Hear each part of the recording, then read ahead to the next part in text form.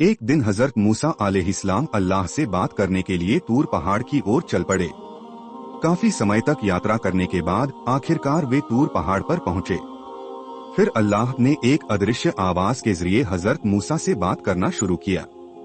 हजरत मूसा अलैहिस्सलाम ने अल्लाह से पूछा, ऐ अल्लाह, मैं जानना चाहता हूँ कि मेरे साथ जन्नत में कौन होगा। तब अल्लाह ने कहा, ऐ मूसा, तुम लोगों के बीच एक कसाई रहता है, वह तुम्हारे साथ जन्नत में होगा और वह जन्नत में तुम्हारा साथी होगा। यह सुनकर हजरत मूसा ने कहा, ऐ अल्लाह, तूने मुझे नबी बनाकर इस दुनिया में भेजा है। मुझे जन्नत में एक बूढ़े बुजुर्ग के साथ रहना चाहिए, लेकिन जन्नत में एक कसाई मेरा साथी होगा। ऐ रब, मुझे उस कसाई का पता बता दो, मैं जाकर उससे मिल सकूं। अल्लाह ताला ने कहा, ऐ मूसा, आज घर जा, जब समय आएगा तो मैं तुम्हें बताऊंगा। अल्लाह ताला के शब्द सुनकर मूसा अलैहिस्सलाम घर लौट आए। कुछ समय बाद एक दिन फिर अल्लाह के नबी हजरत मूसा एक निश्चित स्थान पर जाने के लिए घर से निकले। चलते चलते उन्होंने सड़क के किनारे एक औरत को रोते हुए देखा। औरत ने पैगंबर मूसा को देखा और उनके पास जाकर पूछा, ऐ अल्लाह के पैगंबर मूसा, क्या आप आज अल्लाह से बात करने तूर पहाड़ पर जा रहे हैं? अगर ऐसा है तो आप अल्लाह से पूछोगे, मेरी शादी को इतने साल हो गए हैं, लेकिन अल्लाह ने मुझे कोई औलाद क्यों नहीं दी? मैं जानना चाहती हूँ कि मेरा क्या गुनाह है जो मुझे कोई औलाद नहीं है। ऐ मूसा अलैहिस्सलाम, तुम अपने अल्लाह से पूछो। कृपया मुझे बताओ कि क्या मैंने कोई गलती की है? किस गलती की वजह से मेरी शादी के इतने साल बाद भी कोई औलाद नहीं है? औरत के मुंह से ऐसी बातें सुनकर हजरत मूसा अलैहिस्सलाम को आश्चर्य हुआ। फिर उन्होंने औरत से कहा, ठीक है, मैं तुम्हारे बारे में अल्लाह ताला से जरूर पूछूंगा। यह कहकर हजरत मूसा आगे चलने लगे। फिर उन्होंने फैसला किया कि अब वह सफर पर नहीं जाएंगे बल्कि तूर पहाड़ की तरफ जाएंगे। फिर हजरत मूसा अलैहिस्सलाम तूर पहाड़ की तरफ चल पड़े। तूर पहाड़ पर पहुंचकर हजरत मूसा अलैहिस्सलाम अल्लाह ताला से बात करने लगे। मूसा ने अल्लाह से पूछा, ऐ अल्लाह, जब मैं सड़क से गुजर रहा था तो एक औरत ने मुझसे कहा कि शादी के कई सालों बाद भी उसे कोई औलाद नहीं है। वह जानना चाहता है कि क्या उसने कोई गलती की है जिसके कारण वह शादी के इतने सालों बाद भी कोई बच्चा नहीं है उसकी गोद में। तब अल्लाह ने एक अदृश्य आवाज के जरिए हजरत मूसा को बताया, ऐ मूसा, उस औरत को बता दो, अल्लाह उसके नसीब में बच्चा न है जिस कारण वह माँ नहीं बन सकती।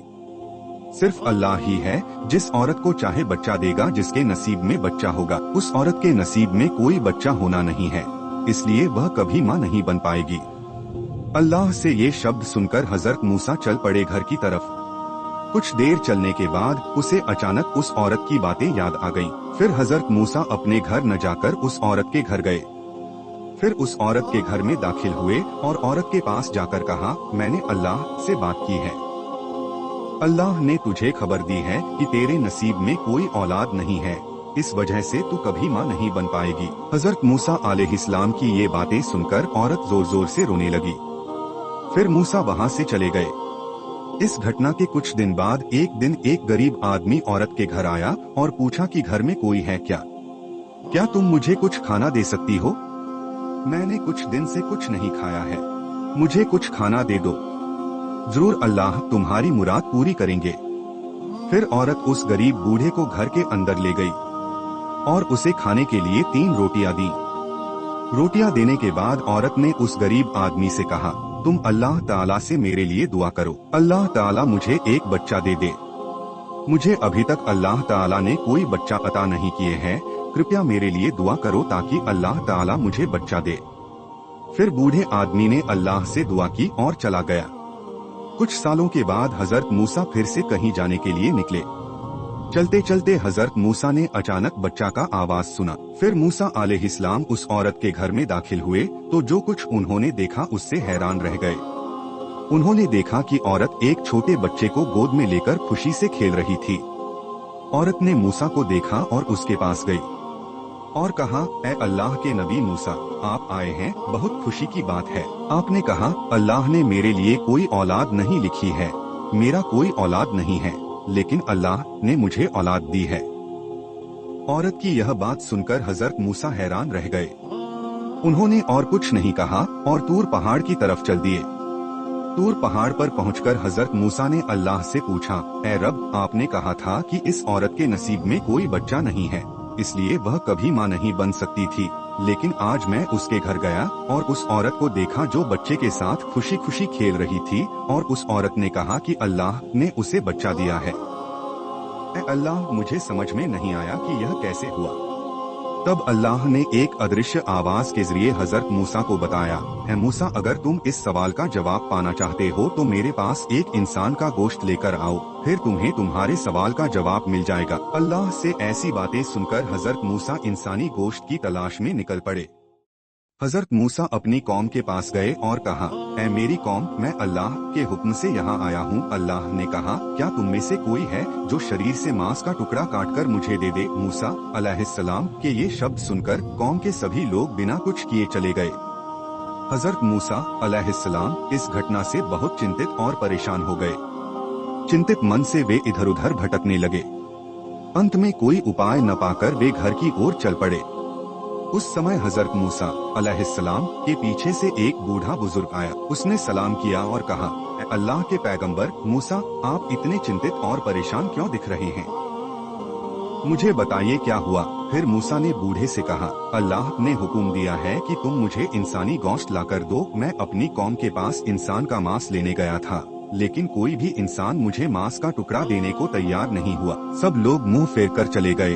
फिर बूढ़े ने कहा, हजरत मूसा, आप मुझे थाली और चाकू दो। फिर चाकू और थाली लिया और अपने शरीर से मांस का टुकड़ा काटा और हजरत मूसा को दिया। फिर बूढ़ा चला गया।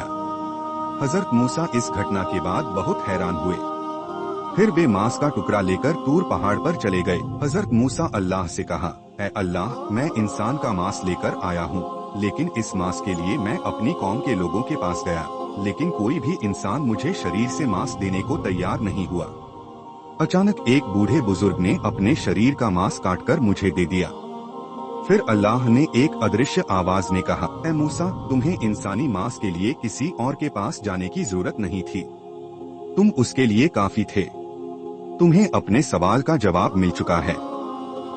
जैसे ही उस बुजुर्ग ने अल्लाह का नाम सुना, उस बूढ़े आदमी ने अपना मांस काटकर तुम्हें दे दिया। मैंने उसी बुजुर्ग की दुआ से मैंने उस औरत को बच्चे याद किया। ऐ मूसा, जान लो कि वह बुजुर्ग अल्लाह के नाम पर सब कुछ कुर्बान कर सकता है और मुझे खुश करने के लिए हर चीज का पालन करता है। मैं अल्लाह हूँ, सारे जहान का रब, और मैं उसके लिए सब कुछ कर सकता हूँ। उसकी दुआओं के नतीजे से उस औरत की किस्मत बदली है। उनसे इस सवाल का जवाब पाकर वह सीधे घर चले गए। कुछ समय बाद हजरत मूसा को अचानक याद आया कि अल्लाह ने कहा था कि जन्नत में एक कसाई उनका साथी होगा। फिर हजरत मूसा उस सवाल का जवाब पाने के लिए तूर पहाड़ की ओर चल पड़े। हजरत मूसा तूर पहाड़ पर आए और अल्लाह से कहा, ऐ अल्लाह, आपने कहा था कि बनी इस्राइल में से एक कसाई मेरे साथ जन्नत जाएगा। कृपया मुझे उस कसाई का पता बताइए। मैं देखना चाहता हूँ कि क्या वह इस काम की वजह से मेरे साथ जन्नत जाएगा। अल्लाह ने हजरत मूसा को अदृश्य आवाज के जरिए उस कसाई का पता बताया। फिर मूसा तूर पहाड़ से सीधे कसाई की दुकान पर पहुँचे। मूसा अलैहिस्सलाम दूर खड़े थे और उन्होंने देखा कि कसाई दुकान में बैठा हुआ मांस काट रहा है और अच्छे मांस को काटकर अलग बर्तन में रख रहा है। इसके अलावा कसाई ने कुछ नहीं किया। उसने कोई और अच्छाई नहीं देखी। थोड़ी देर बाद कसाई की दुकान बंद हो गई। कसाई उस अच्छे मांस को लेकर घर की ओर चल पड़ा। मूसा अलैहिस्सलाम उस आदमी का पीछा करने लगा। थोड़ी देर बाद कसाई घर पर आ पहुंचा। हजरत मूसा ने उस दिन कसाई के घर को देखा और चले गए। अगले दिन हजरत मूसा कसाई के घर आए और दरवाजा खटखटाया और पूछा कि क्या कोई घर पर है, लेकिन उन्हें घर के अंदर से कोई आवाज नहीं सुनाई दी। तब मूसा ने सोचा कि शायद घर में और कोई नहीं है, इसलिए वह घर से निकलकर कसाई की दुकान पर वापस चले गए। मूसा कसाई की दुकान पर आए और दूर से फिर से देखने लगे। उस दिन कसाई मांस के कुछ अच्छे टुकड़े काट रहा था और उन्हें एक अलग बर्तन में रख रहा था। उसी समय दुकान में एक ग्राहक भी था और ग्राहक ने कसाई को देखा। उसने कहा, भाई, मुझे इस अच्छे मांस के टुकड़े में से मांस दे दो, बदले में मैं तुम्हें कुछ ज्यादा कीमत दूंगा। लेकिन तभी कसाई ने कहा, भाई, चाहे तुम मुझे कितनी भी ज्यादा कीमत दो, मैं यह मांस नहीं बेचूंगा, मैं यह मांस घर ले जाऊंगा। मूसा ने मन ही मन सोचने लगे, अगर घर पर कोई नहीं है तो यह मांस कौन लेगा? फिर खरीदार दूसरा मांस लेकर चला गया। कसाई ने दुकान बंद की और मांस के अच्छे टुकड़े हाथ में लेकर घर की ओर चल दिया। फिर हजरत मूसा कसाई के पीछे पीछे चल दिए। मूसा ने कसाई को घर में जाते देखा और दरवाजा खोलकर अंदर दाखिल हुआ। थोड़ी देर बाद मूसा दरवाजे के पास गए और दरवाजा खटखटाया और कहा, क्या घर में कोई है? मैं एक मुसाफिर हूँ, मैं खतरे में हूँ, मैं यहाँ रात बिताना चाहता हूँ। तब कसाई घर से बाहर आया। उसने कहा, मैं तुम्हें ठीक से नहीं पहचानता। तब मूसा ने कहा, भाई मैं एक मुसाफिर हूँ, मैं आज रात यहाँ रहूंगा और कल सुबह निकल जाऊंगा, मुझे कोई आश्रय दे दो। तब कसाई ने कहा, ठीक है। घर में आने के बाद कसाई ने मूसा से कहा, भाई 1 मिनट बैठ जा, मैं अगले कमरे से कुछ काम निपटा कर आ रहा हूँ। थोड़ी देर बाद मूसा ने देखा कि कसाई अगले कमरे में चला गया था और चूल्हा जलाकर उसमें खुद मांस के टुकड़े पका रहा था। उसने यह भी देखा कि खाना बनाने के बाद कसाई एक बूढ़ी औरत को गोद में बैठाकर उसे पके हुए मांस के टुकड़े खिला रहा है, ठीक वैसे ही जैसे एक माँ अपने बच्चे को खिलाती है। थोड़ी देर बाद कसाई मूसा के पास रोटी और मांस लेकर आया और उसे रोटी दी। उसने मांस दिया और कहा, भाई यह रोटी और मांस खाओ, मुझे एक खास काम है और तुम्हें खाना देने के लिए बहुत देर हो चुकी है। तब मूसा ने कसाई से कहा, भाई मैं बाद में खाऊंगा, पहले मेरे एक सवाल का जवाब दो। जिस बूढ़ी औरत को तुमने अपनी गोद में बैठाकर खाना खिलाया, वो औरत कौन थी? तब कसाई ने कहा, भाई बूढ़ी औरत मेरी माँ है, इस दुनिया में मेरी माँ के अलावा मेरा कोई नहीं है और मेरी माँ के पास मेरे अलावा कोई नहीं है। यह कहकर कसाई थोड़ी देर बाद चला गया। हजरत मूसा पैगंबर ने देखा कि बूढ़ी माँ घर के अंदर बैठी हुई अल्लाह से हाथ उठाकर दुआ कर रही है कि ऐ दुनिया के रब, इस दुनिया में मेरे बेटे के अलावा मेरा कोई नहीं है। मेरे बेटा रोज दुकान से सबसे बढ़िया मांस के टुकड़े लाता है और मेरे लिए पकाता है और अपने हाथ से मुझे खिलाता है। ऐ अल्लाह, मैं अपने बच्चे से खुश हूँ और तू भी मेरे बच्चे से खुश है। ऐ रब, मैं एक माँ के तौर पर तेरे आगे हाथ बढ़ाए हैं, कृपया मेरे बेटे को बनी इस्राइल के सबसे महान पैगंबर हजरत मूसा के पास जन्नत में भेज दे। यह दृश्य देखकर हजरत मूसा बहुत हैरान हुए। अगले दिन हजरत मूसा तूर पहाड़ की ओर चल पड़े। जब वह तूर पहाड़ पर पहुँचे तो उसने अल्लाह से कहा, हे संसार के पालनहार, मैंने कसाई का ऐसा कोई काम नहीं देखा, लेकिन मैंने एक काम देखा है और वह यह है कि वह अपनी माँ का बहुत ख्याल रखता है, वह अपनी माँ का बहुत सम्मान करता है और उसकी बहुत अच्छी तरह से सेवा करता है। वह अपनी बूढ़ी माँ को अपनी गोद में रखता है और हर दिन अपने हाथों से मांस पकाता है और खिलाता है। संसार के पालनहार मूसा के शब्दों को सुनकर अल्लाह ने अदृश्य आवाज के माध्यम से मूसा को सूचित किया, हे मूसा, यह बूढ़ी माँ अपने बच्चे से प्रसन्न है, उसका बच्चा अपनी माँ का बहुत सम्मान करता है और उससे प्यार करता है और वह अपनी माँ की सेवा करता है। यह बूढ़ी माँ अपने बच्चे से प्रसन्न है। मैं अल्लाह हूँ, हर दिन वह हाथ उठाकर दुआ मांगती है, हे अल्लाह, मेरे बच्चे को पैगंबर मूसा के साथ जन्नत में जगह दे। हे मूसा, अगर मैं दुनिया की हर चीज छोड़ भी दूं, तो भी मैं माँ की दुआओं का बदला नहीं चुका सकता, इसलिए मैंने उस बूढ़ी माँ की दुआएं स्वीकार कर ली हैं। इसलिए वह कसाई आदमी जन्नत में तुम्हारे साथ है, वह तुम्हारे साथ रहेगा और फिर उसी तरह चला जाएगा। समय बीतने के साथ हजरत मूसा अलैहिस्सलाम अल्लाह के दिए गए सभी आदेशों को जिम्मेदारी के साथ पूरा कर लिया। अब आराम करने की बारी है। इसके अलावा हजरत मूसा अलैहिस्सलाम बहुत बूढ़े हो चुके थे। वे अपने मन में अतीत की सभी बातों के बारे में सोच रहे हैं। इसी बीच एक दिन अचानक हजरत अज़राइल अलैहिस्सलाम हजरत मूसा अलैहिस्सलाम के घर आए और वहां खड़े हो गए। अज़राइल को देखकर हजरत मूसा अलैहिस्सलाम ने कहा, ऐ अज़राइल, क्या तुम मेरी जान लेने आए हो? तब अज़राइल अलैहिस्सलाम ने कहा, हाँ, मैं अल्लाह के आदेश से तुम्हारी जान लेने आया हूँ। तब मूसा ने कहा, क्या तुम उसी मुंह से मेरी जान लोगे जिससे मैंने अल्लाह से बात की थी? तब हजरत अज़राइल ने कहा, तो मैं तुम्हारी आँखों से रूह को पकड़ लूंगा। तब मूसा ने कहा, किस आँख से रूह को पकड़ोगे? जिस आँख से मैंने अल्लाह की रोशनी दिखाई है। तब हजरत अज़राइल ने कहा, तो मैं तुम्हारी नाक से रूह को पकड़ लूंगा। अब हजरत मूसा ने कहा, यही तुम करोगे? मैंने अपनी नाक से अल्लाह की खुशबू महसूस की है। तब हजरत अज़राइल ने कहा, मैं तुम्हारी इतनी बात नहीं सुनना चाहता था, मैं तुम्हारी रूह को जहाँ चाहूँगा ले जाऊँगा। हजरत मूसा अजराइल की यह बात सुनकर बहुत क्रोधित हुए। फिर हजरत अजराइल ने पैगंबर को एक तमाचा मारा और तुरंत अजराइल की आंखें निकल गईं। फिर अजराइल अल्लाह के पास आया और सारा किस्सा बयान किया। अल्लाह ने तुरंत हजरत अजराइल की आंखों पर नजर डाली और कहा, ए अजराइल, मेरे नबियों में से एक जरा गरम मिजाज का शख्स गायब हो गया है और उसका गुस्सा और भी ज्यादा बढ़ गया। अजराइल, अब तुम्हें पैगंबर मूसा के पास जाने की जरूरत नहीं, मैं पहुंचने का काम संभाल लूंगा।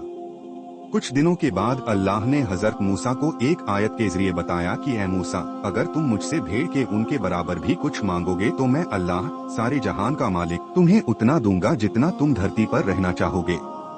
मैं तुम्हें तब तक रखूंगा जब तक तुम चाहोगे।